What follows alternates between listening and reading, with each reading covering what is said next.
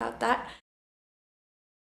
So Isaiah 13, 2 and 3, and I'll actually read a little bit more than that as well. I'll probably read down through to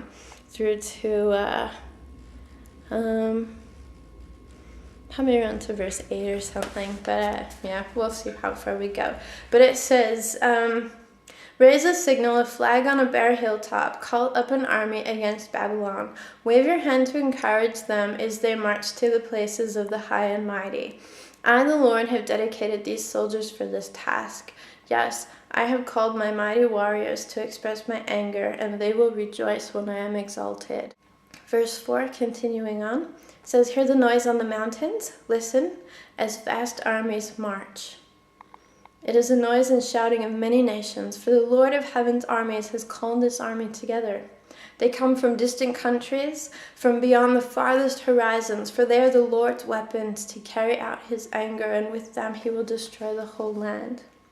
Scream in terror, for the day of the Lord has arrived, time for the Almighty to destroy. Every arm is paralyzed in fear, every heart melts, and people are terrified. Pangs of anguish grip them, like those of a woman in labor, for they look helplessly at one another, their faces aflame with fear. When I got this scripture,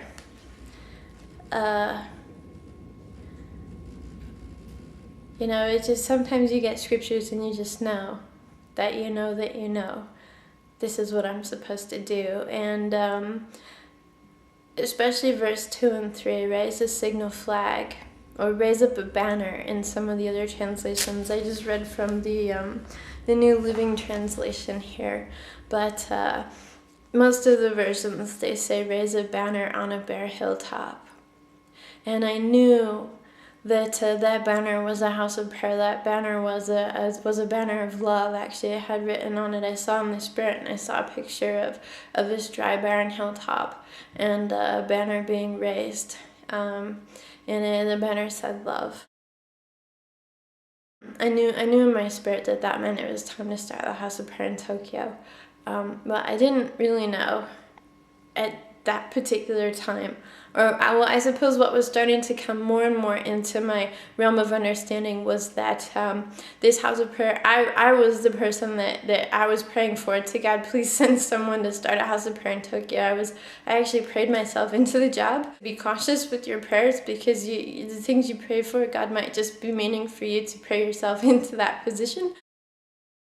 And I'm so excited to be here doing this. I feel so honored and greatly humbled that God actually decided to pick me of all the people on the planet that he could have picked. I just kind of walk around befuddled and mind boggled all the time about God, like, why me? I've never been to the International House of Prayer, Kansas City, so technically we're like a third generation house of prayer, because the altar IHOP in Meadville, Pennsylvania, they're our parents, or our sister house of prayer.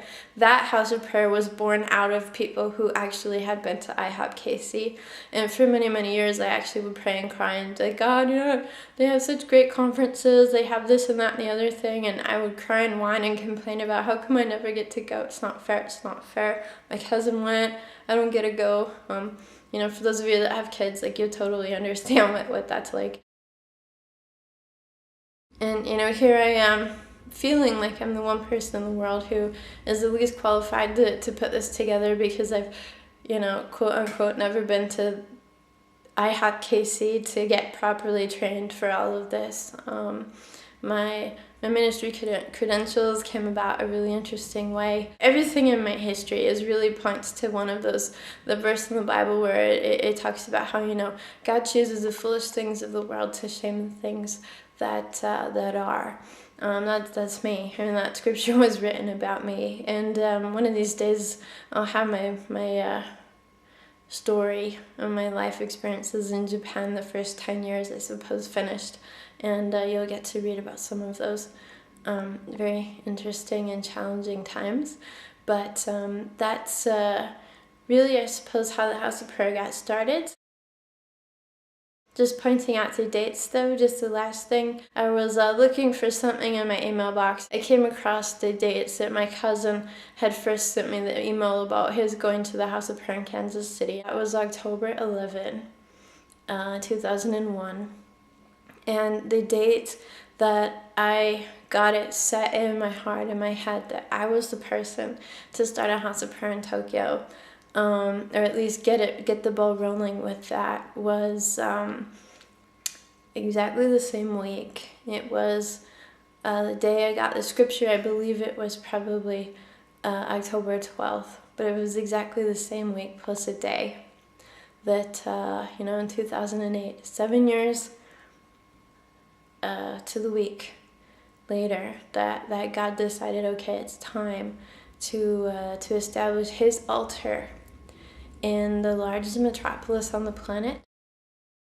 I'm still coming to grips with the spiritual significance of this, for the God of all creation to say, I have appointed you to set up a monument in my honor, a marker in the land, so to speak, in a place that is covered with idol worship, in a land that's defiled with the blood of innocent of all kinds and ages. I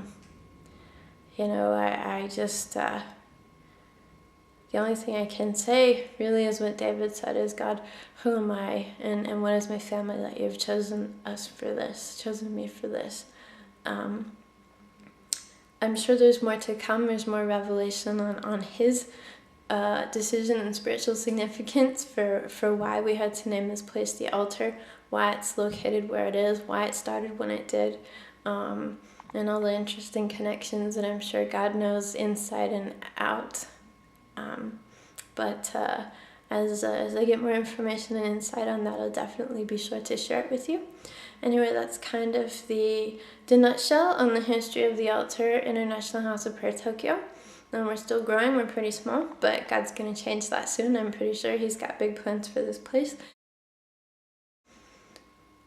I think that's about it. So thank you so much for listening. I'm gonna hopefully be able to get back up here in the near future and post some more videos like this. It's my first one, so I'm still kind of excited about practicing with my software to do some editing and make it look really cool, and make other people out there watching think it was done by somebody who knows what they're doing. Grace, glory, and fire to you, and hopefully we'll get to see you over here visiting and praying and worshiping with us someday. Thanks so much, guys. Bye.